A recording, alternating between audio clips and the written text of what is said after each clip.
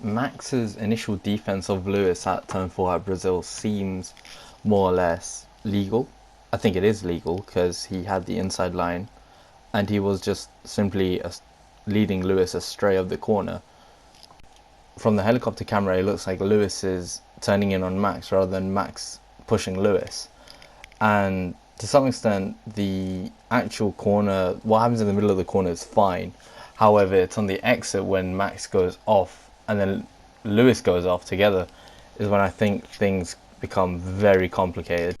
Max's onboard actually shows that Lewis managed to jump him going into turn 4, and Max was able to come back at him using some sort of MotoGP style block pass where Max blocked him away from the majority of the apex but still allowed Lewis to come back at him to keep the move fairly alright and fair and legal. But however, the issue is when Max decides to go off the track where he could still have reasonably stayed on it.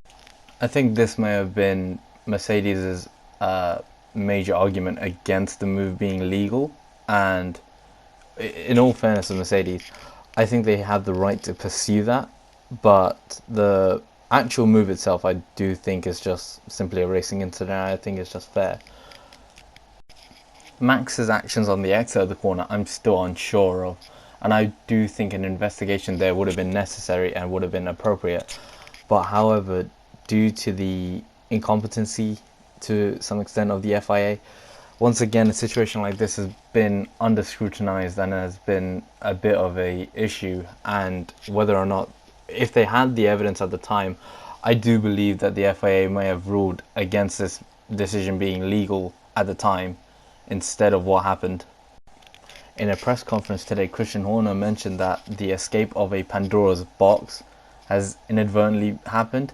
However, I actually think the opposite has happened, with drivers like Charles Leclerc even saying that he is going to adapt and adjust his driving style to fit the new rules of what the FIA deems legal and illegal for off-track and on-track defense now.